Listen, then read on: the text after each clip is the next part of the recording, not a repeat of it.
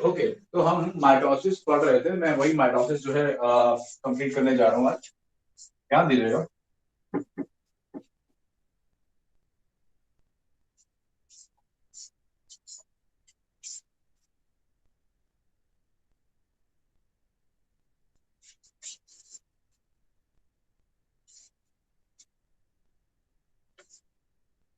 Okay, तो I am just going to complete the mitosis. Please everybody should pay attention. Okay, तो mitosis में explain कर रहा हूँ, फिर हम बाद में ध्यान देंगे जो आपको जो हमने एक थोड़ा बहुत काम दिया था उसके बारे में। विल टॉक लेटर, बट अभी हम माइटोसिस कंप्लीट कर रहे थे पहले। ठीक है। ओके, सो एक सेकेंड।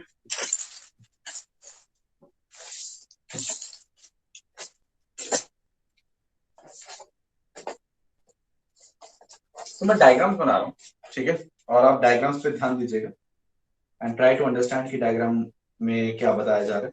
ठीक है, और डायग्राम से मैं आपको एक्सप्लेन करूँ। पहले मैं डायग्राम सारे बना रहा हूँ, ठीक है, फिर वन बाय वन मैं आपको एक्सप्लेन कर दूंगा। ठीक है, तो जस्ट वेट, मैं थोड़ा सारा डायग्राम बना दूँ।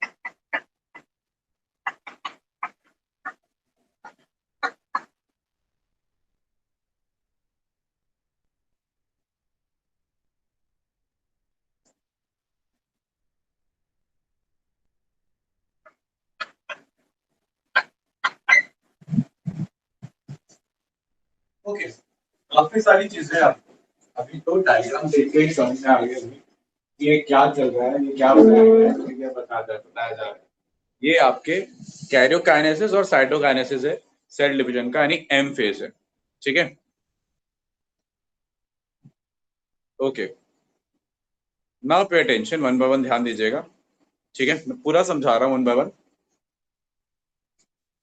ना, ताकि आपको एकदम आवाज दे रहा है, मैं आपके पास बैठ के एकदम सारी चीजें समझा रहा हूँ, तो एकदम ध्यान से समझिएगा। बहुत ही सिंपल है, इस सबको माइंड में रखिएगा, एकदम कहानी की तरह समझिए इसको। ठीक है ना, ओके। तो कहानी की शुरुआत इस तरीके से होती है कि एक सेल होता है। ठीक है, okay, let's okay, okay, okay. तो कहानी की शुरुआत इस तरीके से हो रही है कि एक सेल होता है, वो सेल कहता है कि मेरे को डिवीजन करना है। तो जीवन से निकल के आ जाता है, जीवन से निकल के आ जाता है वो एस फेस में। जीवन से एस फेस में आता है, अपना रेस्ट्रिक्शन पॉइंट पार करके, एनिमल सेल है और एनिमल इज अ यूकैरियोट। और एस फेज में आके अपना डीएनए रेप्लिकेशन करता है। उससे पहले वो अपने प्रोटीन वोटीन बना चुका डीएनए रेप्लिकेशन के लिए। डीएनए में उसका डबल होता है, क्रोमैटिन डबल होता है, क्रोमैटिन डबल होता है, क्रोमैटिन 2C से 4C हो जाता है। नॉर्मल सेल में 2C क्रोमैटिन होता है, इसका हो जाता है 4C। ठीक है ना, C is the DNA content. Okay, जो भी पिकोग्राम्स में वो रहेगा रहेगा। ओके, अच्छा, अब फिर ये करता है, ये G2 में आता है, एस से G2 में आएगा, G2 में सेल ऑर्गेनल्स वगैरह डबल करेगा। सेंट्रोजोम पहले डबल हो चुका है उसका। ठीक है ना, सेंट्रोजोम पहले डबल हो चुका है। तो अब ये G2 में है, अब इसका 4C डीएनए कंटेंट है और ये कैरियोकाइनेसिस के लिए रेडी है। तो ये जो डायग्राम है, ये आप बेटा देख रहे हो यहाँ पे, अटेंशन ये। ठीक है, तो ये जो सेल है ये G2 में है, इसका डीएनए कंटेंट कितना है? 4C डीएनए कंटेंट है। ठीक है, तो G4C डीएनए कंटेंट। अब देखो इसमें, क्योंकि ये G2 में है, तो आप क्या देख रहे हो, क्योंकि ये G2 में है, तो इसमें आपको ना क्रोमोसोम नजर नहीं आ रहे, इसमें आपको क्रोमैटिन नजर आ रहा है। What you can see is the chromatin, chromosome नहीं। ठीक, और क्या दिख रहा है? न्यूक्लियर मेम्ब्रेन अच्छी खासी है। ठीक है, क्योंकि न्यूक्लियर मेम्ब्रेन रहती है G2 में, वो डिसअपियर होना शुरू होती है प्रोफेज में, प्रोफेज के एंड तक डिसअपियर पूरी हो चुकी होती है। प्रोफेज में आपको डिसअपियर होती नजर आएगी और मेटाफेज में नहीं नजर आएगी। ठीक है, तो इट इज अ प्रोसेस, बाकी समझ जाएगी। ठीक, अच्छा, ये सेंट्रोजोम में जो डबल हो रहे हैं, ठीक है, सेल ऑर्गेनल, सॉरी डबल हो नहीं रहे, डबल हो चुके हैं पहले एस फेज में। एस फेज में शुरू हुए थे और G2 में आके खत्म हो गए, तो डबल हो चुके हैं। ठीक है, सेल ऑर्गेनल्स वगैरह भी डबल हो चुके हैं। ठीक है, लेकिन अभी वो डिसअपियर हो जाएंगे। तो जैसे ये सेल यहाँ से टीलोफेज में जाता है, सॉरी प्रोफेज में जाता है, ये प्रोफेज है, टीलोफेज ही नीचे वाला। जैसे ये प्रोफेज में जाता है, तो प्रोफेज में क्रोमैटिन से आपको क्रोमोसोम नजर आ जाता है। क्रोमोसोम बन गया, मैंने चार दिखाए, आप होते 46 हैं। ठीक है, तो I can not make 46, it would have created a too much hodgepodge here. Okay, so I just have made only of them, four of them. ठीक है ना, so I've made four of them, 1 2 3 4. Okay, now prophase में ये chromosome बन गए, तो chromatin से क्या बन गया? क्रोमैटिन का कंडेंसेशन हो गया, what we call the condensation of chromatin. अब ये नहीं कि मैं हर चीज लिखवाऊंगा, अपना पेन कॉपी पकड़ो, लिखते चलो जो बता रहा हूँ। ठीक है, तो there is condensation of chromatin to the chromosomes. ठीक है, four chromosomes we are observing. Chromosome वैसे थ्रेड लाइक होते हैं, मैं थोड़ा सा और थोड़े से ज्यादा बना दिए हैं ऐसे, थोड़े से हेल्दी से, मोटे राजेस बना दिए, ऐसे होते नहीं है, थोड़े थ्रेड लाइक होते हैं। प्रोफेज में थ्रेड नॉर्मल नॉर्मल पतले पतले क्रोमोसोम नजर आते हैं। प्रॉपर मोटे मोटे और अच्छी शेप, प्रॉपर शेप और के क्रोमोसोम आपको नजर आएंगे मेटाफेज में। ठीक है, तो ये थोड़ा सा मिस है, कोई बात नहीं, आप देखिए क्रोमोसोम नजर आ गए, कंडेंसेशन ऑफ क्रोमैटिन हो गया। एंड सेंट्रोसोम पोल पे चले गए, ये एक पोल पे, ये दूसरे पोल पे, याद रखना ये पोल्स है, ये पोल, ये पोल। और अगर ये पोल है और ये पोल है, तो ये क्या हो जाएगा? इक्वेटर। अगर आप अर्थ की बात करो, एक तरफ मान लो नॉर्थ पोल है, एक तरफ साउथ पोल है, तो इक्वेटर कहाँ होता है? ये इक्वेटर होता है, राइट? तो ये पोल्स है, this is N equator, remember this, clear? Okay, तो दोनों पोल्स पे ये सेंट्रोसोम चले गए, एंड इसमें आपको दो दो सेंट्रियोल्स नजर आ रहे हैं, जो कि परपेंडिकुलर है, जैसे कि आपको स्ट्रक्चर बताया था। तो आपको अगर सेल नहीं आता, तो सेल साइकिल में आपको मुश्किल आएगी, ठीक है, ओके, क्योंकि यहाँ पे बहुत सारी चीजें रिलेटेड रहेंगी, किससे, सेल वाले चैप्टर से रिलेटेड रहेंगी। चलिए आगे बढ़ते हैं। ओके, तो आगे अगर मैं आपको ध्यान दूं तो अटेंशन ध्यान दीजिएगा, यहाँ पे क्रोमोसोम है, क्रोमोसोम है, क्रोमोसोम है, क्रोमोसोम है, और ये जो है सेंट्रियोल्स है, और दो दो सेंट्रियोल्स, सेंट्रोसोम है, दोनों पोल्स पे आ चुके हैं। Okay, now pay attention. अब प्रोफेज जब मेटाफेज, अच्छा एक बात ध्यान में, न्यूक्लियर मेम्ब्रेन जो है, न्यूक्लियर मेम्ब्रेन डिसअपियर हो चुकी है, सेल ऑर्गेनेल्स डिसअपियर हो चुके हैं, ना कोई सेल ऑर्गेनेल विजिबल है, ना न्यूक्लियर मेम्ब्रेन विजिबल है, पूरे में ये क्रोमोसोमिक छाए हैं, ठीक है ना। ओके, अब यहाँ देखिए, जैसे ही मेटाफेज आने लगी है, पूरी गायब ही हो चुकी है, कौन, दी न्यूक्लियर मेम्ब्रेन, ठीक है, ये सेंट्रोसोम है, ये आपको पता है, और ये जो आपको दिख रहा है ये lines, these are the asters, इसको लेबल कर लीजिएगा ASTER, एस्टर्स। अब ये एस्टर्स क्या कर रहे हैं, ये पीछे से जा रहे हैं और ये मेम्ब्रेन को पकड़ रहे हैं, ये प्लाज्मा मेम्ब्रेन से जुड़े हुए हैं, करेक्ट, तो they are joined to the plasma membrane, okay, तो ये प्लाज्मा मेम्ब्रेन से जुड़े हुए, these are the asters, and animal cell में ना एस्टर्स बनते हैं, प्लांट में नहीं बनते, और एस्टर बनते हैं दो, एक और एक दो, ऑफ एक दो, मतलब बनते बहुत सारे हैं, बट एक एक सेंट्रोसोम के पास और दूसरा दूसरे सेंट्रोसोम के पास, ओके, तो इसलिए एनिमल सेल के डिवीजन को मैं एम्फाई एस्ट्रल भी बोलता हूँ, एम्फाई मतलब बोथ, मतलब both the centrosome are making astrals, इसलिए amphi astral, AMPHI amphi, ASTRAL astral, amphi astral cell division, whereas plant cells में क्योंकि सेंट्रोसोम्स नहीं होंगे तो एस्टर्स भी नहीं बनेंगे, तो there division is an astral division. इसके बाद मैं आपको एनिमल्स में क्या डिफरेंस है वो बता दूंगा। There is an astral division. This is an amphiastral division. अब अर्ली मेटाफेज में क्या हुआ, ये बने हैं स्पिंडल्स, स्पिंडल्स ने क्रोमोसोम को पकड़ लिया है। अब देखिए, अगर आप ये भी मेटाफेज है, ये प्रॉपर मेटाफेज, ठीक है, तो आप दोनों मेटाफेज में अगर देखें, ठीक है ना, मतलब मेटाफेज में अगर आप ऑब्जर्व करें तो हर क्रोमोसोम को, every chromosome has been joined to two spindles, एक स्पिंडल इस सेंट्रोसोम से आया, दूसरा स्पिंडल इस सेंट्रोसोम से आया, एक स्पिंडल इस सेंट्रोसोम से आया, एक स्पिंडल इस सेंट्रोसोम से आया, एक इससे और इससे, and these spindles are known as kinetochore microtubules. I repeat, they are known as kinetochore microtubules because आपको पता है कि ये क्रोमोसोम के सेंट्रोमियर पे ज्वाइन करेंगे और क्रोमोसोम के सेंट्रोमियर पे काइनेटोकोर जो प्रोटीन कॉम्प्लेक्स है उससे जुड़ते हैं, इसीलिए they are known as kinetochore microtubules, क्योंकि एक्चुअल में ये माइक्रोट्यूब्यूल्स हैं, spindles are made up of microtubules, तो हम इसे काइनेटोकोर माइक्रोट्यूब्यूल्स बुलाते हैं, ठीक है ना।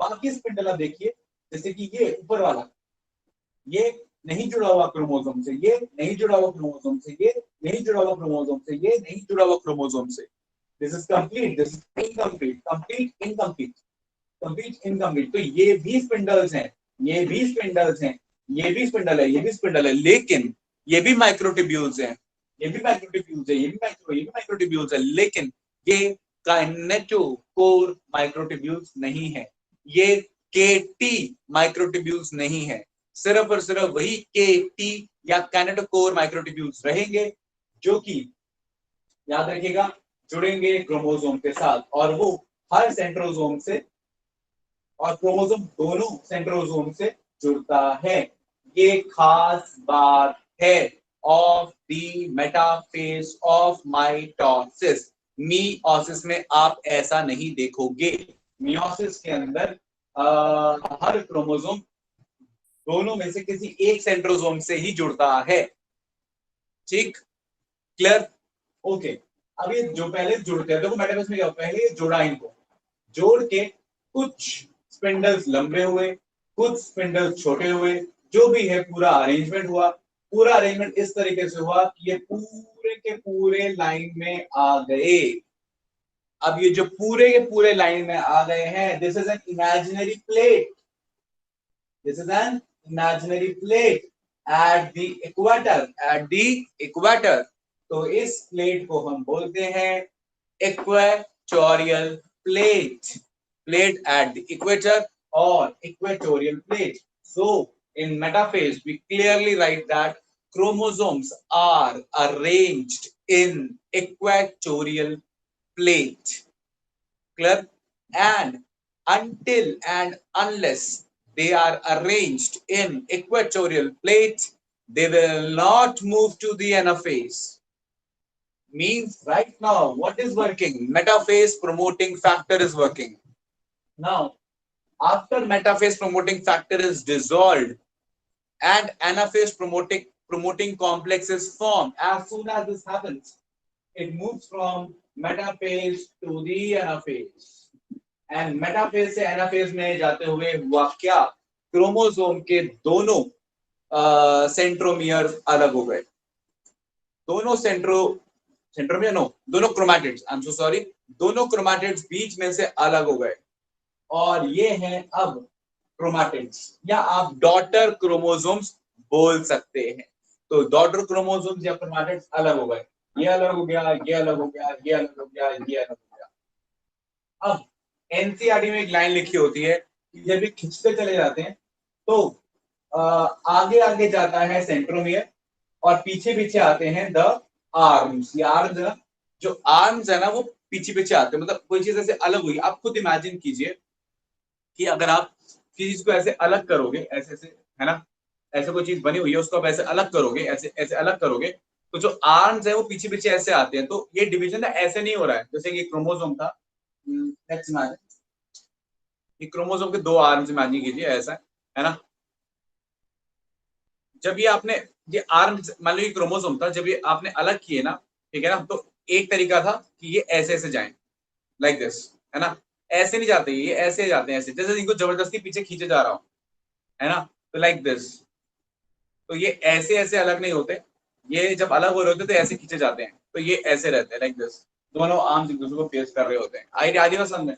तो आप क्या देख रहे हो कि ये स्ट्रेट नहीं है, ये इधर उधर डायरेक्शन में है ना, पीछे पीछे खींचे चले आ रहे हैं, ऐसा लगा जैसे जबरदस्ती इसको बीच में शर्ट पकड़ के खींच रहे हो और ये बेचारा ऐसे बेंड हो गया और जबरदस्ती आना नहीं चाह रहा और जबरदस्ती इसको खींचा जा रहा है, something like that is observe. Okay, अब डिपेंडिंग ऑन द क्रोमोसोम की शेप, देखो अगर क्रोमोसोम दोनों के दोनों बराबर, दोनों आर्म्स अगर बराबर होंगे तो अभी आपको ना वी शेप नजर आएगी, आ रही है ना, वी शेप नजर आ रही है, वी शेप नजर आती है। अगर दोनों आर्म्स बराबर है तो दोनों में वी शेप नजर आएगी। एक आर्म छोटा और एक आर्म थोड़ा बड़ा है, जैसा कि होता है सब मेटासेंट्रिक क्रोमोसोम्स में, तो सब मेटासेंट्रिक में एल शेप नजर आएगी। क्या नजर आएगी? L shape. ये शेप्स में भी आपको बता दूंगा कैसे आएगी। अच्छा, अगर एक आर्म और छोटा है तो आपको जे शेप नजर आएगी। क्या नजर आएगी? थोड़ी सी जे शेप।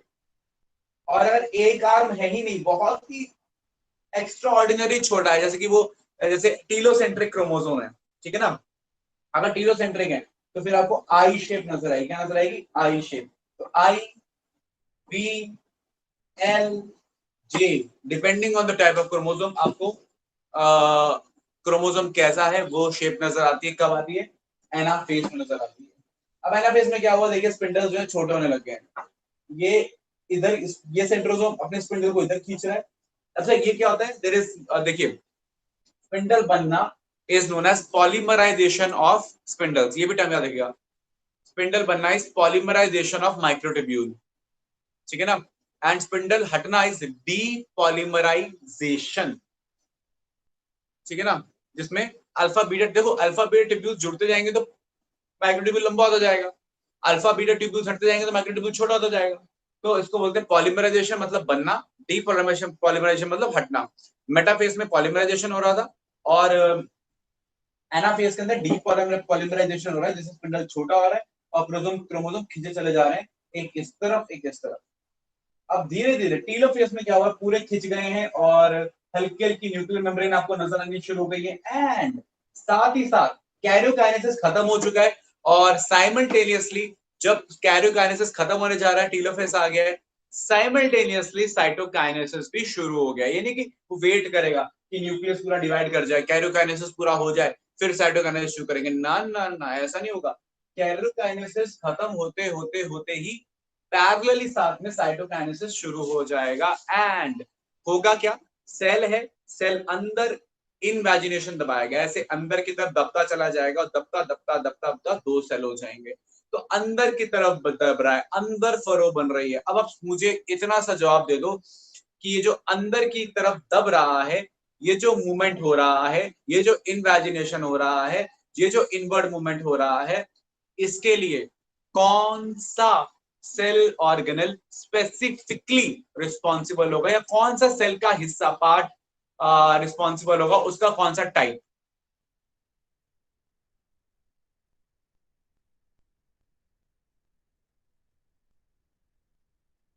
और sir microfilament. Very good Priyanshu Kumar, बहुत ही बढ़िया जवाब दिया प्रियांशु ने, बड़ा ही वेरी गुड प्रियांशु। इसमें साइटोस्केलेटन यूज होंगे और कौन सा वाला सेलोस्केलेटन, माइक्रोफिलामेंट्स में। तुम सबके ना, मेरा मन कर रहा है, कितने स्टूडेंट्स हैं क्लास में? 26 है हम, मतलब कि मैं एडमिन और 24 स्टूडेंट्स। तुम 24 के 24 लोगों को ना, मैं ये मेरे पास ये जो डंडी है ना, दिख रही है आपको ये डंडी, ये मैंने ना सब पढ़ाने के लिए नहीं रखी है, ठीक है ना। ये मैं सेव करके रखी है, मैं बचा के रखने वाला हूँ आपकी जब ऑफलाइन क्लास होने वाली है, ठीक है ना। और तुम सबके हाथ में डंडी पड़ने वाली है, ठीक है ना। उसके बाद चाहे मेरे ऊपर फिजिकल वायलेंस का लीगल केस हो जाए, लेकिन तुम्हारी मार तो पड़ने वाली है। बिल्कुल दिमाग नहीं लगाते हो। तुमको मैंने साइटोस्केलेटन पढ़ाया था, चिल्ला चिल्ला के मैं थक गया था कि बेटा जितनी सेल के अंदर मूवमेंट्स हो रही है, endocytosis, exocytosis, phagocytosis, even inward invagination, या कोई भी मूवमेंट, इवन जो भी सेल का मूवमेंट है, वो सबके सब के लिए माइक्रोफिलामेंट रिस्पॉन्सिबल होगा। याद क्यों नहीं रखते हो?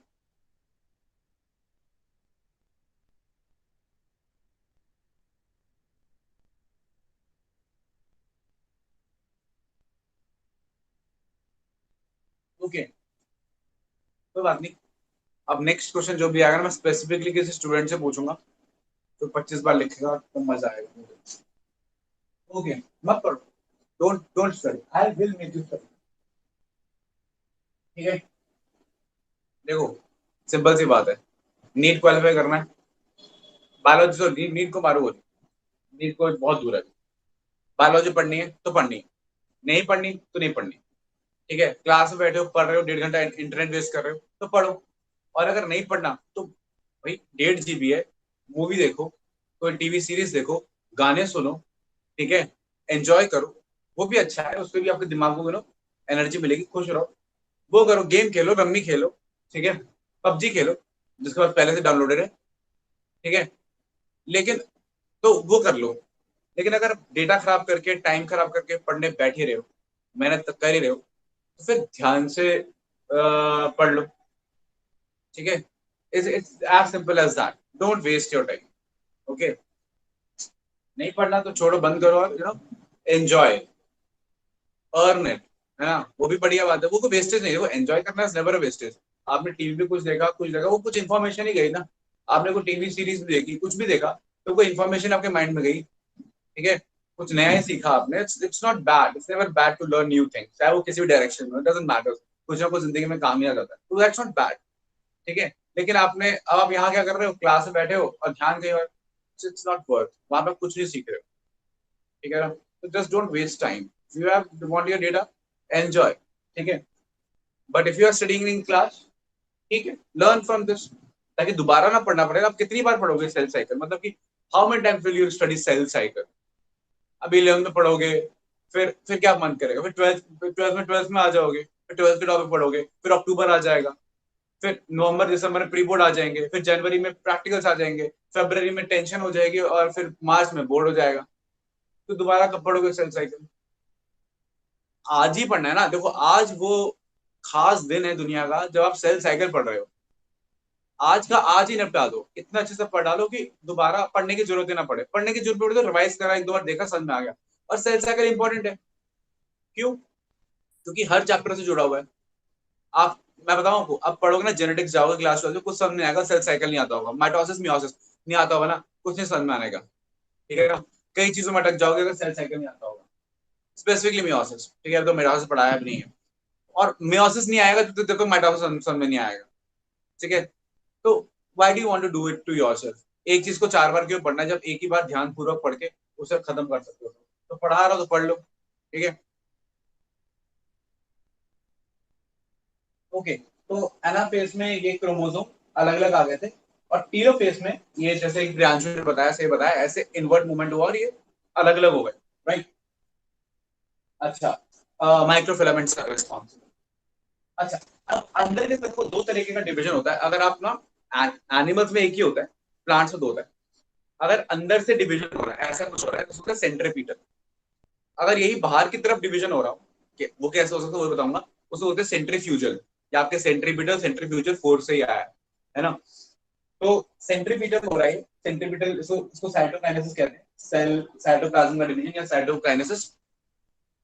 सेंट्रीपीटल साइटोकाइनेसिस हो रहा है, और एनिमल में यही होता है, ठीक है। प्लांट में दो हो सकते हैं, सेंट्रीपीटल भी सेंट्रीफ्यूजल भी। अच्छा, ये हुआ, न्यूक्लियर मेम्ब्रेन दोबारा आ चुकी है, और देखिए अब फाइनली सेल कहां पहुंच गया, जीवन में पहुंच गया। देखो ये क्रोमोसोम थे, क्रोमैटिड जो डॉटर क्रोमोसोम थे, ये फिर से डीकंडेंस हो गए। क्या हो गए? डी कंडेंस हो गए। पहले कंडेंस हुए, तब डीकंडेंस हो गए। सेल आ गया वापस से एम फेज से निकल के जीवन में। अब जीवन में आया, वो देखिए क्रोमैटिन आ गया, ठीक है। डीएनए कंटेंट 2C हो गया, 4C हुआ था एस फेज में। अब आधा आधा हो गया, आधा तो बढ़ गया ना, आधा इधर चला गया, आधा इधर चला गया, ठीक है ना। लेकिन आपने क्या देखा, क्रोमोसोम नंबर सेम रहा। पहले क्रोमोसोम कितने थे? 1 2 3 4। अब क्रोमोसोम कितने हैं? 1 2 3 4, क्रोमोसोम नंबर इज सेम। तो क्रोमोसोम नंबर सेम रहेगा, क्रोमोसोम नंबर कोई डिफरेंस नहीं आएगा। क्रोमैटिन आधा हो जाएगा, और क्रोमोसोम नंबर में डिफरेंस क्यों नहीं आया? क्योंकि आपने क्रोमोसोम बांटे ही नहीं। आपने तो हर क्रोमोसोम के दो टुकड़े किए, ठीक है ना। और क्रोमोसोम आधे हो गए, मतलब क्रोमोसोम साइज में आधे हो गए, लेकिन नंबर तो सेम रहा, ठीक है ना। साइज में आधे होने से डीएनए कंटेंट आधा हो गया, डीएनए का कंटेंट आधा हो गया, लेकिन नंबर इज रिमेनिंग सेम। तो याद रखना, माइटोसिस में क्रोमोसोम नंबर सेम रहता है। क्यों? क्योंकि क्रोमोसोम आधे आधे बढ़ जाते हैं, क्रोमोसोम का नंबर चेंज नहीं होता। 46 क्रोमोसोम थे, 46 टुकड़े इसके पास गए, 46 टुकड़े उसके पास गए। अगर यही 100 क्रोमोसोम होते तो 100 टुकड़े इसके पास जाते, 100 टुकड़े उसके पास जाते। क्लियर? तो टुकड़े हो जाने से, हर क्रोमोसोम के टुकड़े हो जाने से क्रोमोसोम का अपना साइज आधा हो गया, लेकिन नंबर क्या रहा है? Same. Okay, remember that. Division हो गया, न्यूक्लियर मेम्ब्रेन वापस आ गए, सेल ऑर्गेनेल्स वापस आ गए, सब कुछ वापस आ गया, और फिर से ये प्रोटीन बनाने लग गया। अभी फैसला करेगा कि मुझे अगली सेल साइकिल करनी है, तो यहीं रुकना है या जी जीरो में जाना है। अब इसके ऊपर फैसला इसके ऊपर है, ठीक है। फिर से रेस्ट्रिक्शन पॉइंट पार करेगा, फिर से एस फेज में, फिर से जुगनू में, और काम चलता रहेगा। नहीं होगा तो फिर यही, बाकी इसकी मर्जी है, वो हम इससे इसकी जिंदगी में ज्यादा दखल अंदाजी नहीं करेंगे, किसी की जिंदगी में दखल अंदाजी नहीं करेंगे, तो इसकी मर्जी है। तो let's leave it on this, ठीक है। तो ये आपका पूरा का पूरा क्या है, सेल साइकिल है। अब इसी पॉइंट के अंदर किसी महानुभाव को कोई डाउट है तो मुझसे पूछ लो, नहीं है तो फिर हम आगे बढ़ेंगे। But wait a second, I get some water for myself, उसके बाद आप 2 मिनट जरा डायग्राम देख लो, और स्क्रीनशॉट लेंगे वो ले लो, जो भी करना है आपको, ठीक है। And we will talk after a minute, I just get some water for myself, because I have been speaking for a while. तो आप देख लो, पढ़ लो, एनसीईआरटी खोल लो, उसमें कुछ पढ़ लो, कुछ भी डाउट है तो माइटोसिस से कह दो कि माइटोसिस मेरी तरफ से खत्म हो गया, इतना थोड़ा सा पार्ट रह गया, प्लांट माइटोसिस में क्या डिफरेंस है वो बता दूंगा, बाकी माइटोसिस मेरी तरफ से खत्म हो गया, ठीक है। तो if you have any doubt तो पूछ लीजिए, ठीक।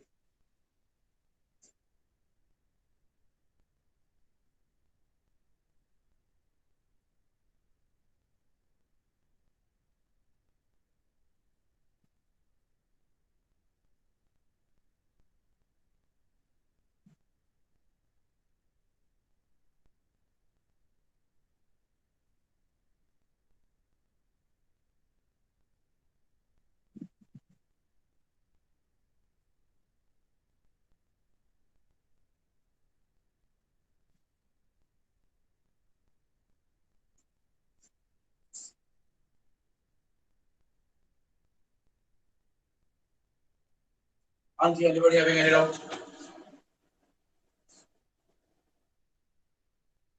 सर वो जो क्रोमोसोम की शेप एल शेप और जे शेप वगैरह बता रहे थे, वो एक बार फिर से बता देना। वो ब्लैक बोर्ड उठा के आपको बताऊंगा, ठीक है? सर एम्फी एस्ट्रल एक बार रिपीट कर दीजिए। ओके, और सर अगर बोलो ब्रेक की बात बताऊं।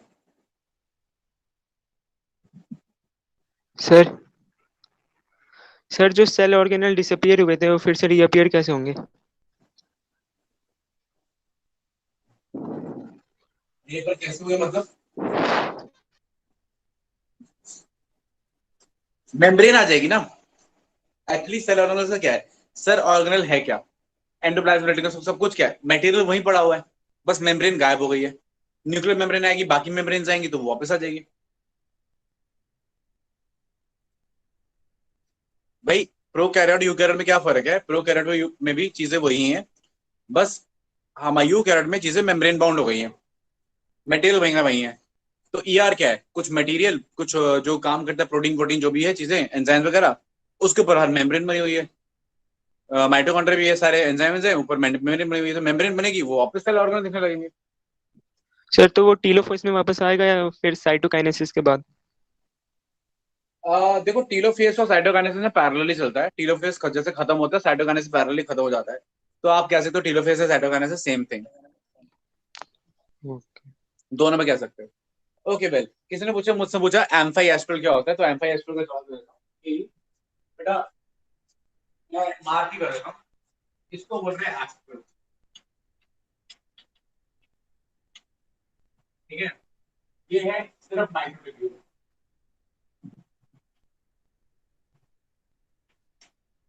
ठीक है? और ये वाली जो है, ये जो बाइंड कर रहे हैं, this is KT microtubule, kinetochore microtubule,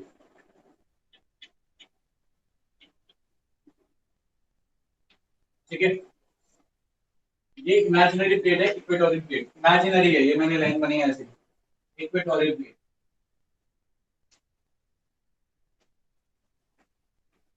तो ये सब मैंने कहा था, खुद नोट कर लेना, है ना?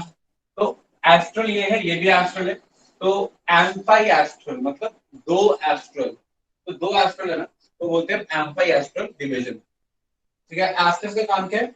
सेंट्रोसोम को प्लाज्मा मेम्ब्रेन से जोड़ना। स्पिंडल का काम क्या है? सेंट्रोसोम को क्रोमोसोम से जोड़ना।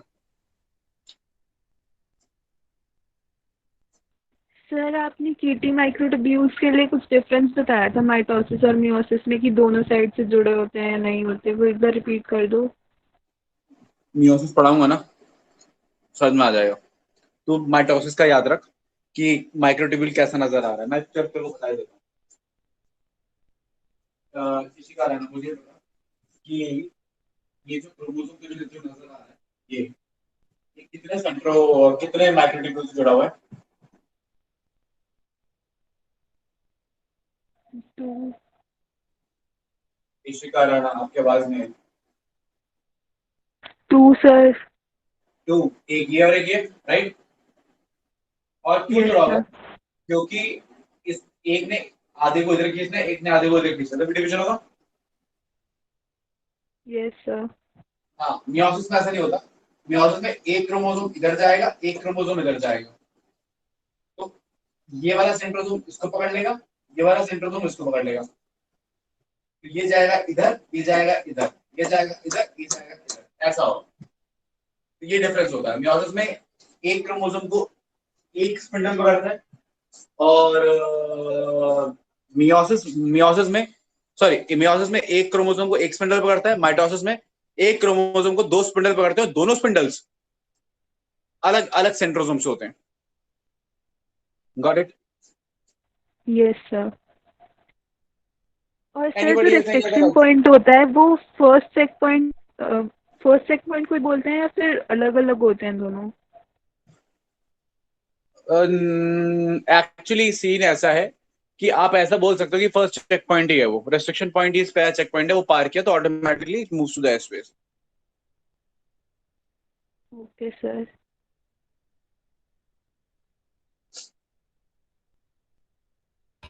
Sir yes Shubham Sharma. Sir जब प्लांट्स के अंदर जो इसके अंदर एस्ट्रल फाइबर्स, जो प्लांट्स के अंदर माइटोसिस होती है उसके अंदर जब एस्ट्रल फाइबर नहीं बनते हैं तो फिर वो खींच कैसे पाते हैं जो में आपके मैक्रोट्यूब्यूल्स होते हैं सेंट्रोसोम में? उसमें उसमें जो स्पिंडल्स होते हैं ना, उसमें जो स्पिंडल बनते हैं वो सेल वॉल के पास बनते हैं। कौन बनाता है हम नहीं जानते, सेल वॉल से डायरेक्टली आते हैं वो ऑलरेडी सेल वॉल से जुड़े होते हैं, वहीं बनते हैं। वो सेल वॉल से डायरेक्टली जुड़े होते हैं, वहां से निकलते हैं और सीधा क्रोमोसोम को पकड़ते हैं।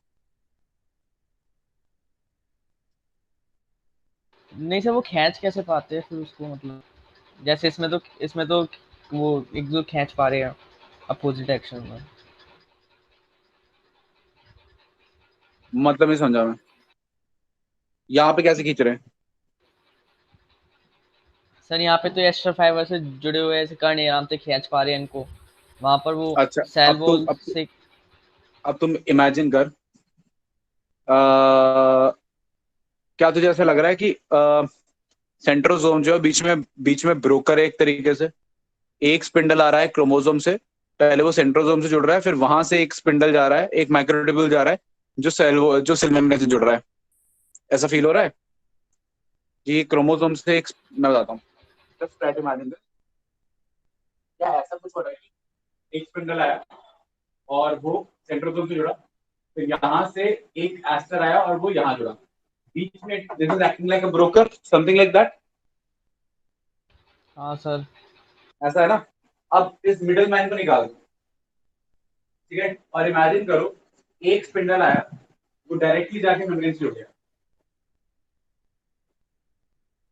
ठीक है, तो सेंट्रोसोम की जरूरत पड़ेगी? No sir. वो प्लांट का डिवीजन है। तो सर एनिमल सेल के अंदर वो फिर एनिमल सेल के अंदर भी तो ऐसे हो सकता है।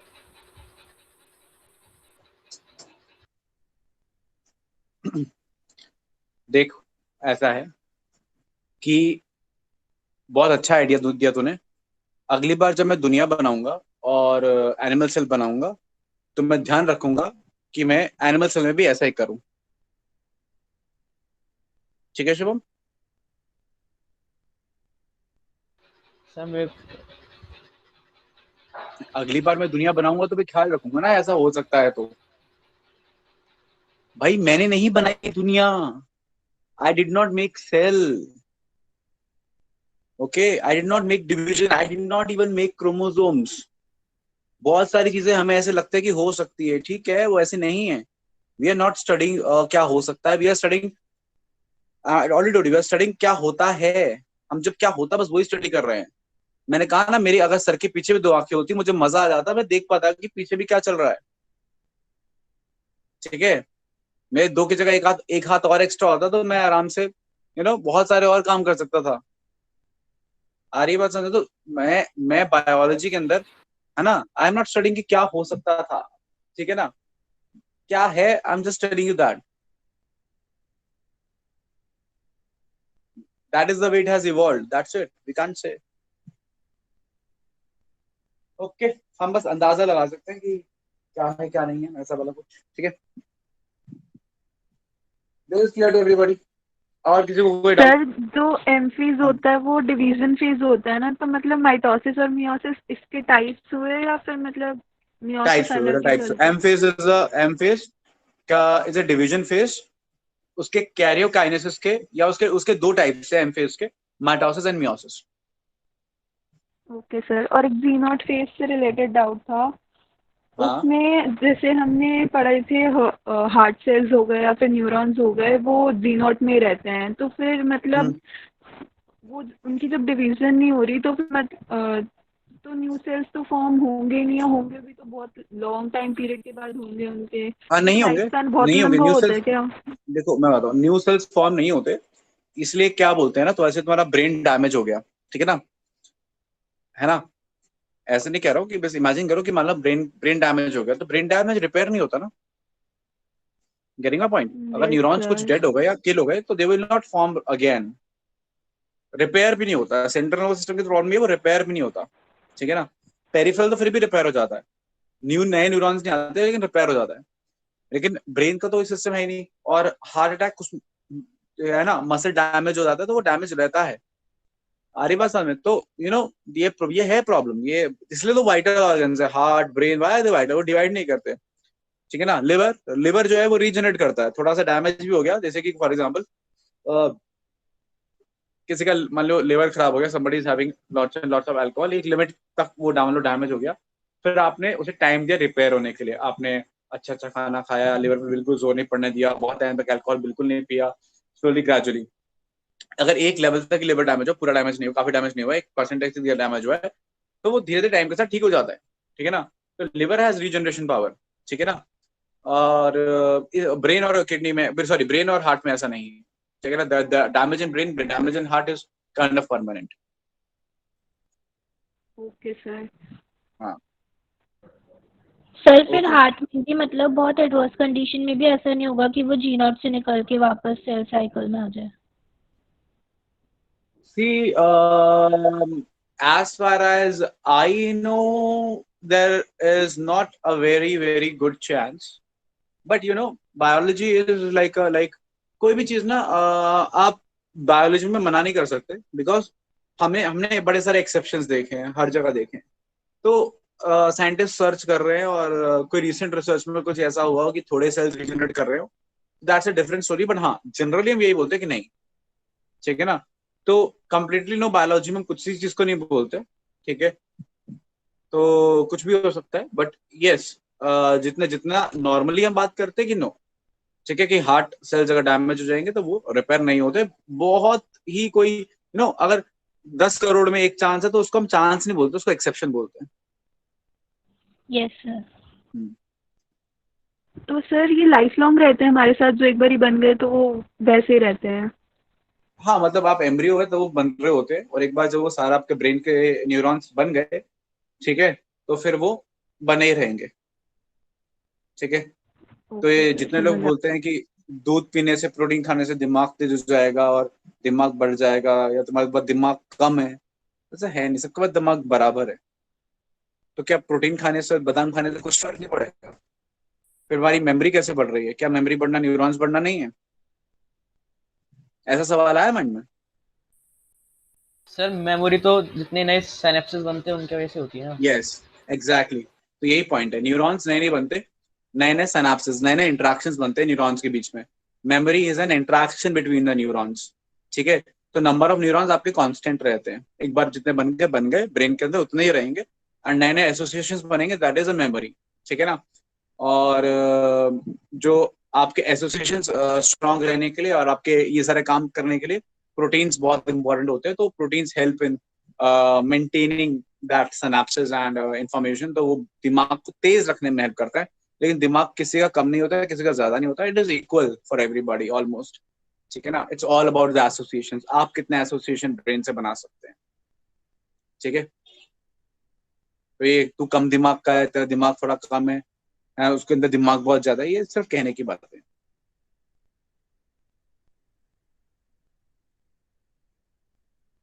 क्लियर है पॉइंट? Yes sir. और किसी को कोई और डाउट? ओके, चलिए, आपको कोई और डाउट नहीं है तो बहुत ही खुशी की बात है, मुझे बहुत खुशी हुई जान।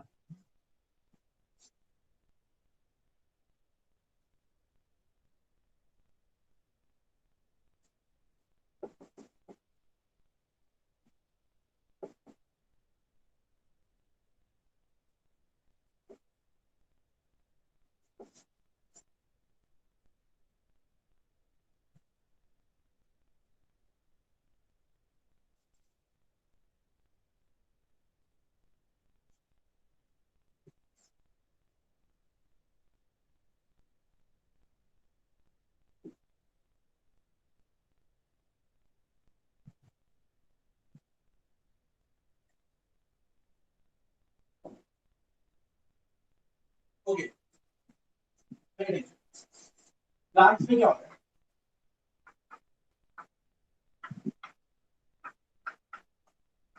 सिर्फ जहाँ डिफरेंस है वही बात बताऊंगा, पूरा डायग्राम भी बनाने जा रहा हूँ, पूरा डायग्राम।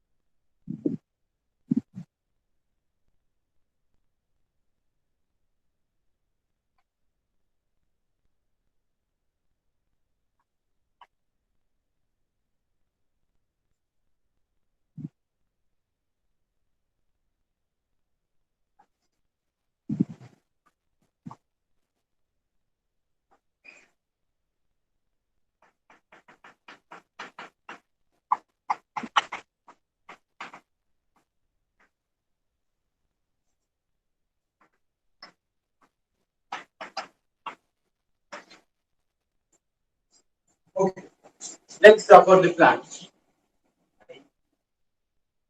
अब प्लांट्स की बात करें, ध्यान से देखिएगा यहाँ पे, अटेंशन वेरी इंपॉर्टेंट, सब लोग जरा बोर्ड पे ध्यान देंगे। प्लांट्स की बात करें, प्लांट्स में ना आप देखिए, वन बाय वन ऑब्जर्व कीजिए, कोई भी ना एस्ट्रल रेज यहाँ पे नहीं है, सेंट्रल को भी नहीं है, तो एस्ट्रल कहाँ से आएंगे? तो division is an astral without astrals. Spindle जो है ना वो यहाँ पे सेल वॉल से, सेल मेम्ब्रेन से डायरेक्टली आ रहा है, और हमें नहीं पता कौन बना रहा है, बस कहते हैं कि यहाँ पे माइक्रोट्यूबुलर ट्यूबुलर ऑर्गेनाइजेशन सेंटर है, माइक्रोट्यूबुलर ऑर्गेनाइजेशन सेंटर, इसकी बात पहले भी की थी हमने। तो यहाँ पे सेंटर है और यहीं से पॉलीमराइज हो रहे हैं माइक्रोट्यूब्यूल्स, और बाकी सारा काम सेक वही है, पॉलीमराइजेशन एंड डीपॉलीमराइजेशन। लेकिन ऐसा कुछ करने वाला ना कोई सेल ऑर्गेनेल नहीं है, कोई सेंट्रोसोम नहीं है, राइट। एक तो ये डिफरेंस आ गया कि centrosomes are not present in the division of plant cell. दूसरा डिफरेंस क्या आ गया? डिवीजन इज एनास्टर, ठीक है। अच्छा, अब ये तो हुआ मेटाफेज, क्लियर, इससे आपको बेसिक समझ में आ गया क्या डिफरेंस चल रहा है। अच्छा, अब अगला डिफरेंस, बाकी सब चीजें सेम है, प्रोफेस मेटाफेज एनाफेज चीजों, बाकी सब चीजें सेम है, बस डिफरेंस आ रहा है साइटोकाइनेसिस में। अब साइटोकाइनेसिस दो तरीके से होता है, सेंट्रीफ्यूगल जैसे कि एनिमल्स में होता है, ये लोअर प्लांट्स में भी ऐसे ही होता है। क्या होता है? सेल वॉल है और ये प्लाज्मा मेम्ब्रेन है, ये अंदर की तरफ आ जाएगी, नई प्लाज्मा मेम्ब्रेन बनेगी और साथ साथ फिर सेल वॉल भी क्या हो जाएगी? डिपॉजिट हो जाएगी। प्लाज्मा मेम्ब्रेन अंदर जाएगी, पीछे पीछे सेल वॉल भी क्या हो जाएगी? डिपॉजिट हो जाएगी, और सेल दो में डिवाइड कर जाएगा, सिमिलर, ठीक है ना। सेल, ठीक है, मैं आपको बताता हूँ, मान लो सेल मेम्ब्रेन अंदर आ गई, फिर सेल वॉल ऐसे डिपॉजिट हो गई ऊपर ऊपर, है ना, नया नया डिपॉजिशन हो गया, ठीक है। तो एक और एग्जांपल एक था, ये ऐसे, ये ऐसे अपना डिवाइडर लगा और बीच में, ठीक है, something like this, okay, like this, है ना, और बीच में ये जो सेल वॉल है, ये डिपोजिशन इसका होने लगेगा, तो वापस दो कंपार्टमेंट बन जाएंगे, और ये पूरा डिवाइड कर जाएगा, समथिंग लाइक दैट, मतलब जैसा प्लांट्स में होता है, समथिंग लाइक दैट, है। ओके, इंपॉर्टेंट क्या है? सेंट्रीफ्यूगल जो एक्चुअली होता है बड़े बड़े प्लांट्स में, जो नॉर्मली प्लांट्स हैं, एंजियोस्पर्म, जिम्नोस्पर्म्स, जो बड़े प्लांट्स हैं, टेरिडोफाइटा वगैरह, जो एल्गे नहीं है, ब्रायोफाइट, सिडोफाइट, जो एक्चुअल प्लांट्स पढ़ते हैं, उनमें होता है सेंट्रीफ्यूगल सेल डिवीजन। इसमें क्या होता है? पे अटेंशन, ये जो स्पिंडल्स है ना, इसको अब हम फ्रैग्मोप्लास्ट बुलाते हैं, ये बहुत सारे वेसिकल को आपस में जोड़ देते हैं। ये वेसिकल कहां से आए हैं? ये गॉल्जी बॉडी से आए हैं। इन वेसिकल्स में क्या है? इन वेसिकल्स के अंदर मिडल लैमेला का मटेरियल है, ये वेसिकल सारे एक साथ जुड़ जाते हैं और अपना अपना डिपोजिशन रिलीज कर देते हैं। ये डिपोजिशन है क्या? This deposition is the middle lamella का, जो होता है ना calcium and phosphate, calcium and क्या कहते हैं उसको, मैग्नीशियम एंड मैं भूल रहा हूँ, कैल्शियम एंड मैग्नीशियम पैक्टेट। हाँ, कैल्शियम एंड मैग्नीशियम पैक्टेट। तो कैल्शियम मैग्नीशियम पैक्टेट यहाँ पे डिपॉजिट हो गया, तो मिडिल लैमेला बन गया। अब मिडिल लैमेला हो गया, फिर यहाँ पे सेलुलोज डिपॉजिट हो गया, ये पूरा बन गया, सेल वॉल थोड़ा सा, तो ये बीच में बन गया। इस बीच वाले पार्ट को बोल रहे हैं बेटा सेल प्लेट। क्या बोल रहे हैं बेटा? Cell plate. तो ये सेल प्लेट बीच में बन गई, लाइक दिस, समझ लीजिए ऐसे। अब ये बीच में बनी है ना, फिर पूरे में एक्सटेंड कर जाएगी, तो बाहर से अंदर के बजाय अंदर से बाहर एक्सटेंशन हो रहा है, ठीक है ना, दोनों डायरेक्शन में एक्सटेंशन हो जाएगा। ये इस डायरेक्शन में एक्सटेंशन हो जाएगा, ये इस डायरेक्शन में एक्सटेंशन हो जाएगा, एंड पूरा का पूरा क्या हो जाएगा? डिवीजन हो जाएगा। याद रखो ये वेसिकल्स गोल्जी से आए हैं, और इसको बोलेंगे हम centrifugal cell division, centrifugal cell division, cytokinesis. तो साइटोकाइनेसिस में फर्क है, एक डिफरेंस है ना, दूसरा सेंट्रोसोम्स नहीं है, ठीक है, दूसरा डिफरेंस, और एनास्ट्रल डिवीजन है, एक तीसरा डिफरेंस। तो यही डिफरेंस है प्लांट के सेल डिवीजन में, बाकी रेस्ट रिमेन्स सेम, बाकी चीजें सेम रहेंगी, वही G1 वही G2 वही प्रोफेज मेटाफेज एनाफेज टेलोफेज, वही क्रोमोसोम की शेप है वो बता दूंगा अभी, रेस्ट रिमेन्स सेम। कोई डाउट किसी को? सर ये फ्रैगमोप्लास्ट और वेसिकल फिर से बता दीजिए एक बार, बेटा समझ नहीं आया। फ्रैगमोप्लास्ट ना हम स्पिंडल को बोल रहे हैं जो अब वेसिकल को डायरेक्ट डायरेक्ट कर रहा है, तो ये फ्रैगमोप्लास्ट है, और ये स्पिंडल्स हैं जो कि बहुत सारे वेसिकल्स को पकड़े हुए हैं, और उनको जोड़ के एक साथ एक लाइन बनाएंगे ताकि वो अपनी सेक्रीशन एक साथ रिलीज करें, ताकि वो पूरा स्ट्रक्चर एक ही जगह आ जाए। और जो वेसिकल्स है, देखो गॉल्जी बॉडी का काम क्या है, मटेरियल्स को पैक कर करके भेजना, तो वेसिकल्स की फॉर्म में भेजना, तो वही उसने मटेरियल पैक कर दिया। अब यहाँ पे उन्होंने कैल्शियम मैग्नीशियम सॉल्ट्स, पेक्टेट के सॉल्ट्स पैक कर दिए, तो उसने जब वेसिकल हटा तो सारे सिक्रीशंस आ गई। सर ये पेक्टेट होता क्या है, कैल्शियम पेक्टेट? बेटा पेक्टेट आ रहा है वर्ड पेक्टिन से, पेक्टिन भी ना एक तरीके का yes sir, secondary cell wall complex था। कार्बोहाइड्रेट है। हाँ हाँ सर सेकेंडरी सेल वॉल में था शायद। हाँ, pectin is a complex carbohydrate. वो जब जुड़ जाता है कैल्शियम एंड मैग्नीशियम के साथ, और तो कुछ कॉम्प्लेक्स सॉल्ट्स बनाता है, उसे हम पेक्टेट सॉल्ट्स बोलते हैं। ओके।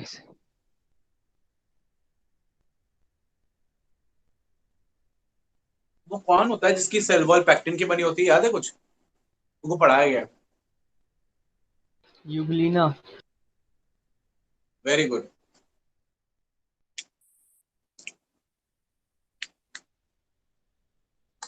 सर उसमें सर उसमें पेलिकल होता है। हाँ पेलिकल होता है, पेलिकल, सॉरी उसमें पेलिकल होता है, ठीक है ना। पेक्टिन से सेकेंडरी सेल वॉल बनी होती है, pectin is a main component of secondary cell wall. उसमें प्रोटीनेशियस पेलिकल होता है, उसमें लिपिड मेम्ब्रेन नहीं होती। Yes sir. चलिए, कोई और डाउट किसी को?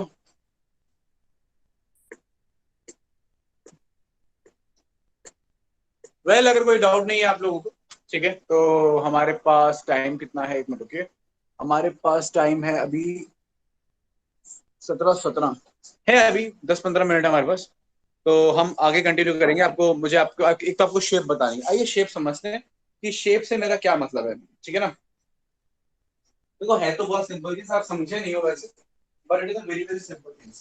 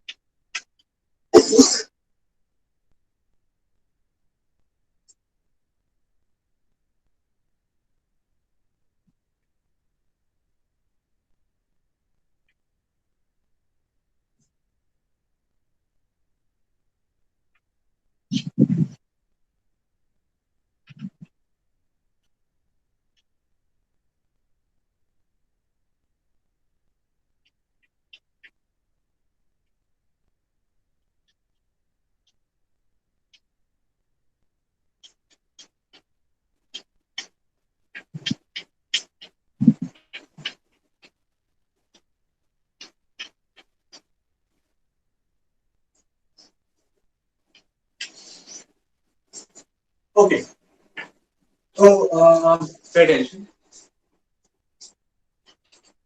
That is about the shape. That is about the shape.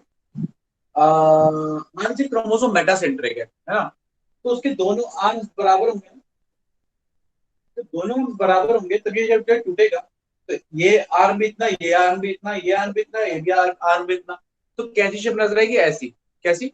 This is V shape. दोनों, हालांकि मेरी मेरी उंगली बड़ी है, हम सबकी होती है, तो अभी आपको ठीक से समझ नहीं आ रहा होगा, बट अगर मैं अगर आप दोनों उंगलियों को मान लो बराबर समझो, है ना, तो ये वी शेप नजर आएगी। Clear point. और एक उंगली छोटी होगी तो कैसे नजर आएगी? एल शेप नजर आएगी, है ना। और बिल्कुल ही खत्म हो जाएगी तो कैसे नजर आएगी? आई शेप नजर आएगी। तो देखिए, जब दोनों आर्म्स बराबर हैं, ओके, तो शेप कैसे नजर आती है ना इसमें? वी शेप नजर आती है। ये भी आर्म, ये भी आर्म। वी में क्या होता है? ये आर्म और ये आर्म दोनों क्या होते हैं? बराबर। एल कैसे बनता है? एक डंडी बड़ी, एक डंडी थोड़ी छोटी। वो किसमें होती है? सब मेटासेंट्रिक में। एक आर्म छोटा, एक आर्म बड़ा, तो एल शेप नजर आती है एनाफेस में, है ना।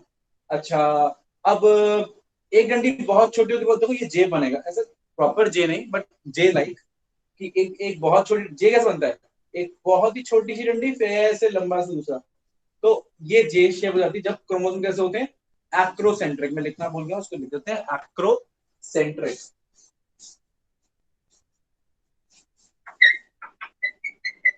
सेंट्रिक ऐड करते हैं,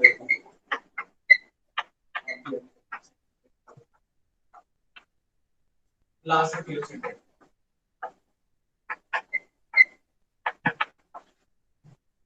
ठीक है, तो अच्छा, वही मैं बता रहा था कि बेटा अगर एक डंडी छोटी और बड़ी है तो कैसा आएगा? जे शेप। और एक बिल्कुल ही गायब है तो ये नजर आएगा सेंट्रोमियर, जैसे बिंदी लगी हुई है आई के ऊपर, और एक ही फ्रैगमेंट, तो that is the I shape, that is in the telocentric. तो ये हो गई वी एल जे आई, मतलब एल और जे तो सिमिलर ही है, मेन शेप क्या है? वी एल या जे एंड आई। ठीक है, मेटा, सब मेटा या एक्रो, और तीसरा क्या है? टेलोसेंट्रिक। और ये नजर आता है किसमें? एनाफेज में। I suppose this is clear. नहीं है तो भी डाउट हो पूछ लीजिएगा। अगले कॉन्सेप्ट पे चलते हैं। एक कॉन्सेप्ट है एमाटोसिस का। देखिए एमाटोसिस में क्या होता है कि क्रोमोसोम नहीं बनते, क्रोमैटिन बिना क्रोमोसोम बने ही बराबर बराबर या जो भी अनइक्वल भी बढ़ जाता है। ठीक है, मतलब दो मिक्रोसेल में बढ़ गया, क्रोमैटिन बढ़ गया, क्रोमोसोम बने ही नहीं। ठीक है ना। अब मुझसे ये मत पूछिएगा कि एनिमल में ऐसा क्यों नहीं होता। ठीक है, ये एक्चुअली एक एग्जांपल मैं लेता हूँ। पैरामीशियम में, पैरामीशियम में दो न्यूक्लियस होते हैं, एक मैक्रो न्यूक्लियस, एक micro nucleus. Micro nucleus normal karyokinesis करता है, उसमें कोई दिक्कत नहीं, दैट इज प्रॉपर माइटोसिस। जो मैक्रो न्यूक्लियाई है उसमें होता है एमाइटोसिस। जो क्रोमैटिन होता है ना, क्रोमैटिन देखिए, क्रोमैटिन बिना क्रोमोसोम बने ही आधा आधा बढ़ जाएगा, कोई there is no condensation into chromosome, और इसको हम बोलते हैं एमाइटोसिस। एग्जांपल है पैरामीशियम। ठीक है, क्लियर। और पैरामीशियम में भी कौन सा nuclei? Macro nuclei of paramecium is the example. तो कोई डाउट और कुछ है तो पूछ लीजिए। मेरी तरफ से माइटोसिस खत्म हो गया, मियोसिस की बात करेंगे।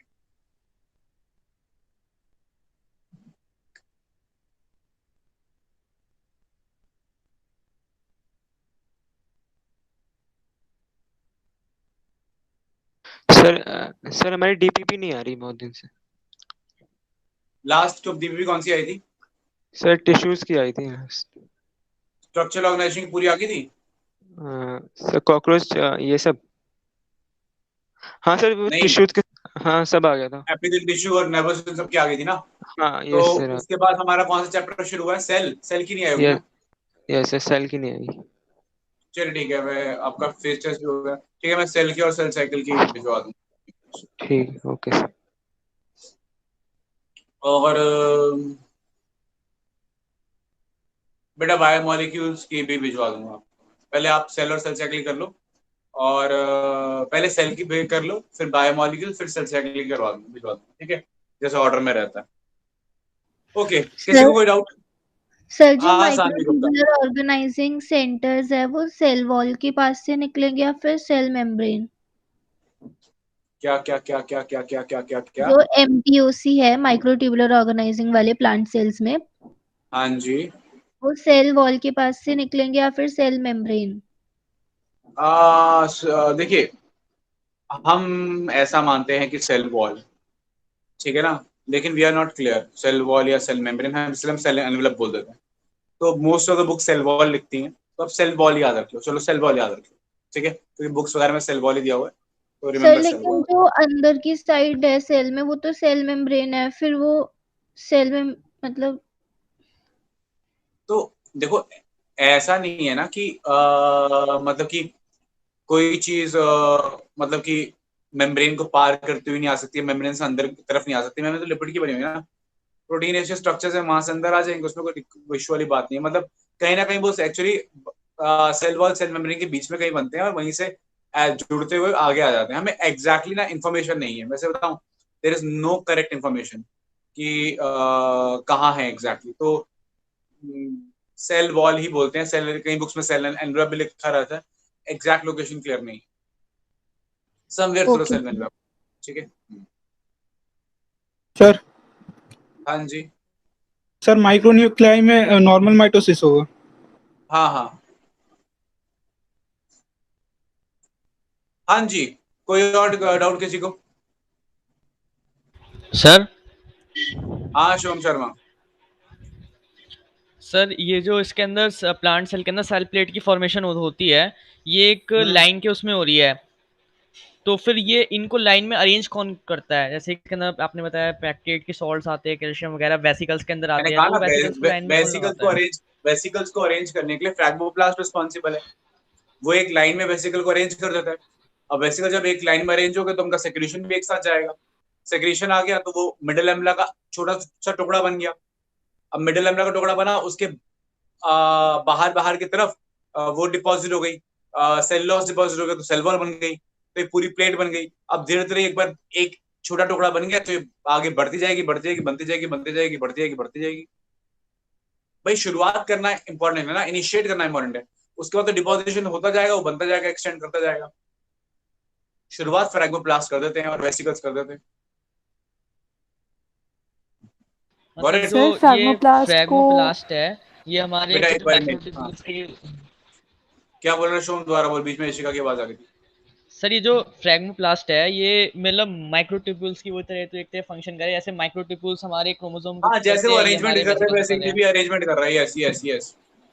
Okay sir.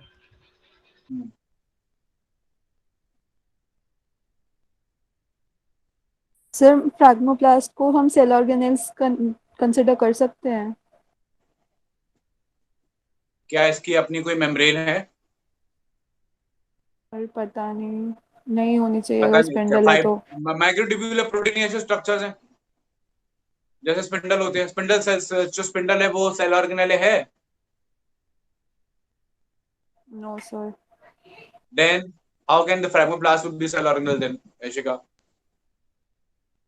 Okay sir. और एनीबॉडी जो एल्स, एनी अदर डाउट? हाँ, माइक्रोट्यूब्यूल्स का पैरेटस होता है न्यूक्लियर डिवीजन में, वो प्रोफेज में आता है या फिर मेटाफेज में ही?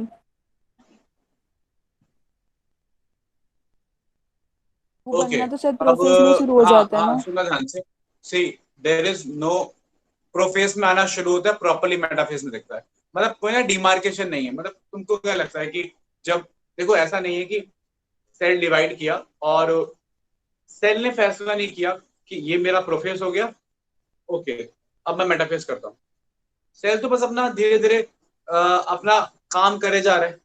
हमने आइडेंटिफाई करने के लिए नाम दे दिए कि भाई जिसमें क्रोमोसोम नजर आ रहे हैं वो प्रोफेस, जिसमें अरेंज हो गए वो मेटाफेस, जिसमें दूर जा रहे हैं एनाफेस, जिसमें पहुंच गए वो टीलोफेस, ये नाम हमने दिए हैं, ठीक है। तो आई कैन नॉट से कि कौन से वाले फेज में ये हो रहा है। आप ऐसा बोल सकते हो कि लेट प्रोफेस में शुरू हो रहा है या अर्ली मेटाफेज में जा रहा है, there is no clear demarcation, ठीक है ना। ये सेल ने नहीं बनाई है स्टेजेस, ये हमने बनाई आइडेंटिफाई करने के लिए इनके पर्टिकुलर की फीचर्स हैं, rest can not be said, ठीक है। बट सर आप अगर उसे ये लेट क्वेश्चन में आ प्रोफेस में गया, मान सकते हो। हाँ क्वेश्चन में आ गया तो हम उसमें लेट प्रोफेज ही करेंगे ना फिर। बेटा तुम्हारे फिजिक्स वाले सर क्वेश्चन पेपर बनाएंगे, बायोलॉजी का तो आ जाएगा। सर बायोलॉजी का तो बायोलॉजी वाले बनाएंगे ना। बस फिर तो वो क्यों आपसे ऐसा क्वेश्चन पूछे जिसका आंसर ही डायलेमा में।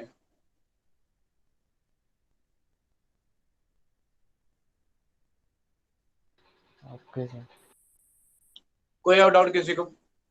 Got it Eshika and got it Shubham? Yes, sir. हाँ, इट इज अ प्रोसेस। हमने डिमार्केशन हमने किया, ठीक है ना, हमने डिमार्केशन किया खुद की अंडरस्टैंडिंग के लिए, ठीक है। तो वी कैन नॉट से कि कहाँ नजर आने लगे। तो आप अगर मैं आपको करेक्ट आंसर दूं तो it would be, I would say late prophase या early metaphase. And late prophase और अर्ली मेटाफेज एक ही बात है, सही बताऊं तो। There is a prophase, there is a metaphase, there is an intermediate phase. अब उसको भी कोई नाम दे दो, है ना। तो ठीक है, तो उस फेज में जो उनके इंटरमीडिएट बीच का फेज है, ऐसा बोल सकते हैं। सर हाँ अनस करीम बताइए। सर ये प्लांट डिवीजन में अ, वो क्रोमेटिन खुद स्प्लिट हो जाते हैं। क्रोमैटिन खुद स्प्लिट हो जाते हैं? मतलब सर उसमें तो स्पिंडल के थ्रू होता है ना, एनिमल वाले में। क्रोमैटिन नहीं सिस्टर, क्रोमैटिड्स, क्रोमैटिड्स, क्रोमैटिन वो होता है ये जो क्रोमोसोम का ये वाला पार्ट है, जैसे क्रोमोसोम बनता है उसे क्रोमैटिन बोलते हैं। तो तो सर वो क्रोमैटिड्स की बात कर रहा हूँ। हाँ, ये सर तो क्रोमेटिड्स वो खुद स्प्लिट हो जाते हैं उसमें। खुद क्यों स्प्लिट होंगे भाई?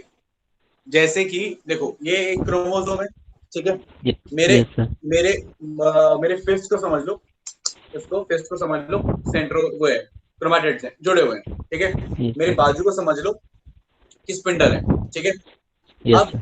स्पिंडल ने खींचा, स्पिंडल छोटा होने लगा, स्पिंडल छोटा होने लगा, इधर से छोटा हुआ, इधर से छोटा हुआ, स्पिंडल छोटा होने लगा, ये दूर होने लग गए, ठीक है। यस अब सर। ये चीज प्लांट्स में भी होगी, ये चीज एनिमल्स में भी होगी, ये तो डिफरेंट ही नहीं है, क्योंकि स्पिंडल उसके पास भी, स्पिंडल उसके पास में, तो क्या ही डिफरेंस है, दोनों में सेम है, दोनों में स्पिंडल रिस्पॉन्सिबल है। मैं थोड़ी मना किया कि प्लांट में स्पिंडल नहीं है, प्लांट में भी स्पिंडल है, एनिमल्स में भी स्पिंडल है, बस स्पिंडल का ओरिजिन अलग है। प्लांट्स में स्पिंडल का ओरिजिन सेल वॉल है, एनिमल्स में एक स्पेसिफिक स्ट्रक्चर है, उससे सेंट्रोसोम बोल रहे हैं, इतना ही फर्क है। ओके। सर ये चलिए एनी अदर प्लांट्स डाउट वाले एनीबॉडी? हाँ माइक्रोट्यूब्यूल्स को शान, केटी माइक्रोट्यूब्यूल्स बोल सकते हैं ना? किसको? प्लांट्स में भी केटी माइक्रोट्यूब्यूल्स बोल सकते हैं ना, जो ये हाँ आ केटी रहे हैं। माइक्रोट्यूब्यूल्स, हाँ इनकम्प्लीट माइक्रोट्यूब्यूल्स, सब कंप्लीट माइक्रोट्यूब्यूल्स, सब बोलो, सब माइक्रोट्यूब्यूल्स ही है। स्पिंडल इज माइक्रोट्यूब्यूल ओनली, तो स्पिंडल बोल रहे हो तो माइक्रोट्यूब्यूल बोलने में क्या दिक्कत है? KT microtubule is type of spindle only. Sir okay, sir sir yes Akash Kumar. Sir वो जो साइटोप्लाज्म होता है वो डबल किस फेज में होता है? Cytoplasm double? यस सर, मतलब उससे सेल की ग्रोथ होती है तो साइटोप्लाज्म डबल होता होगा। जीवन जी2 दोनों में होगा। सर मतलब किसी स्पेसिफिक में नहीं है, दोनों में होगा। नहीं नहीं, ये कोई ये बकवास सुनना ही मत, कई बुक्स में जो पता दे रखा है, कई बुक्स में लिखा है जी2 में होता है, रॉन्ग है, यस। ठीक है। वो जीवन में भी होगा, जी2 में होगा, थोड़ा जीवन में थोड़ा जी2 में। जी2 के बाद, जी2 के बाद डबल हो चुका होगा, ये इंफॉर्मेशन है। और इसको ना कईयों ने कई गलत तरीके से मोल्ड कर दिया कि जी2 में डबल हो रहा है। भैया जीवन में थोड़ा थोड़ा जीवन में हुआ, थोड़ा जी2 में हुआ, जी2 के बाद अब डबल हो चुका है, ये कॉन्सेप्ट है।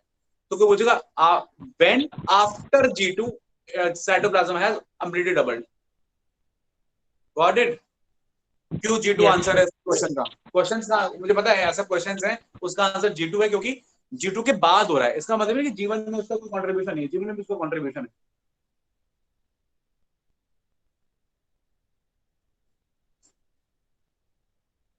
Okay Akash Kumar, I have a question for you, हो गया?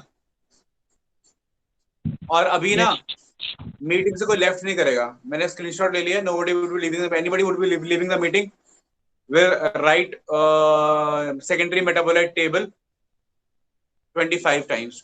तो कोई मीटिंग लीव नहीं करेगा अभी, अभी 5 मिनट के लिए। फटाफट से आकाश कुमार, ये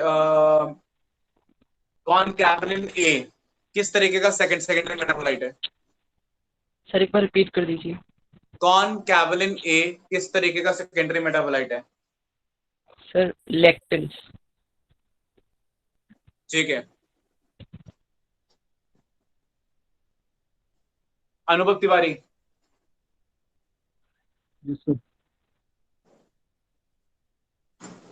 अनुभव तिवारी आवाज आ रही है? हाँ सर। हाँ, सेल्यूलोज किस तरीके का सेकेंडरी मेटाबोलाइट है? Polymeric substances. Ishika Rana, yes sir. Centrosomes कौन से फेज में डबल होते हैं? शुरू होना कब शुरू होते हैं? कौन से फेज में शुरू होते हैं सेंट्रोसोम डबल होना?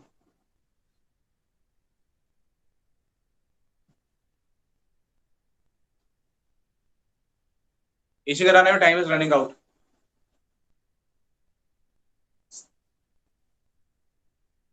कहा था पिछली क्लास के याद रखेंगे आप।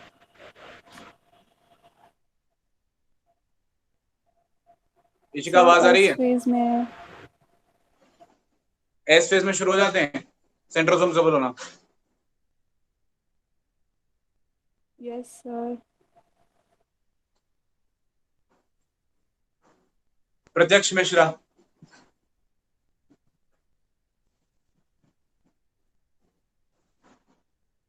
आपके आपके लिए क्वेश्चन है Pratyaksh Mishra, you have to answer. ये रिक्सिन एंड एब्रिन किस तरीके का सेकेंडरी मेटाबोलाइट है? You can type your answer.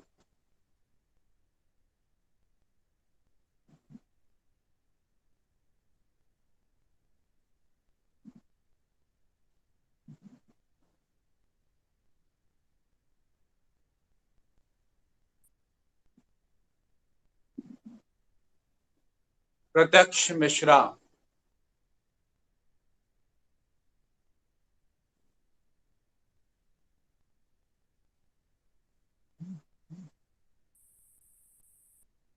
Shubham एक काम करिए, प्रत्यक्ष का नाम नोट कर लियो। He will be writing 30 times दी कि रिक्सिन और एब्रिन किस तरीके के सेकेंडरी मेटाबोलाइट्स हैं। Riddhi Goyal, same question. Okay sir.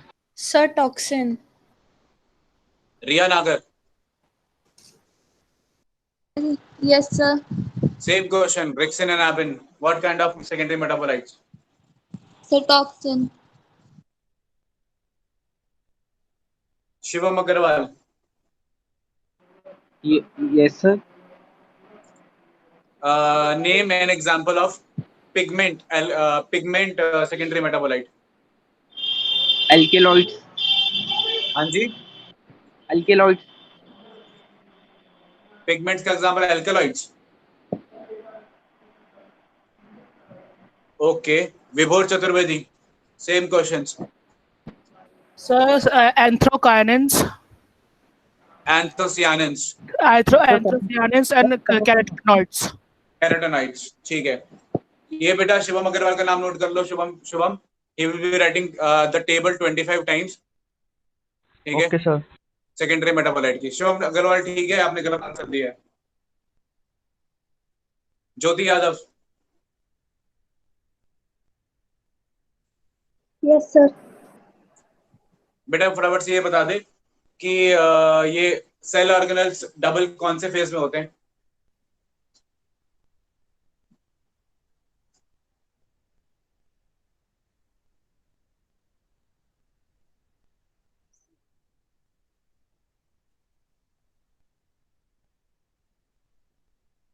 Shubham Sharma, write name of Jyoti Yadav. She will be writing 30 times कि सेल ऑर्गेनेल्स कौन से फेज में डबल होते हैं, खुद ढूंढ के। अनस करीम, यस सर। हिस्टोन प्रोटीन्स कौन से फेज में बनते हैं? G1 से। कृष्णा तिवारी,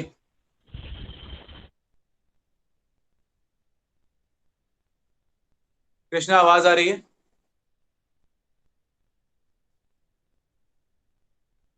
ओके, एक बात बता, अगर एक डीएनए फ्रैगमेंट के पास 3000 न्यूक्लियोटाइड्स हैं और उसमें 500 एडेनिन है, 3000 न्यूक्लियोटाइड्स हैं और 500 उसमें एडेनिन है, तो साइटोसिन कितने होंगे? फटाफट 30 सेकंड्स में। 3000 न्यूक्लियोटाइड्स, 500 एडेनिन, साइटोसिन का नंबर बताएगा तू फटाफट से, और गलत नहीं होना चाहिए।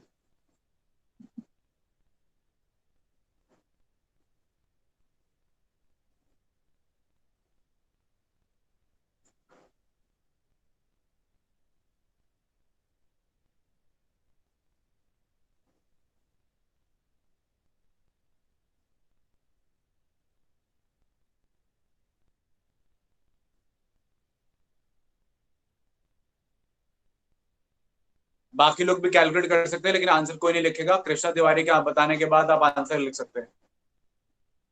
3000 न्यूक्लियोटाइड्स, 500 एडेनिन, साइटोसिन निकालने। कितना टाइम लगता है कृष्णा?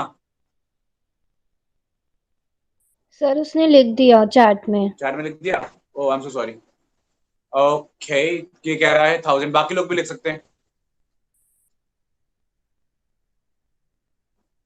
1000 सही है? ठीक है, चलिए, वेरी गुड। अब जितने लोगों को इम्पोजिशन मिली है वो कंप्लीट करेंगे, बाकी लोगों से बात हम बाकी अगली क्लास में करेंगे। Keep studying continuously. See you in the next class. Thank you very much.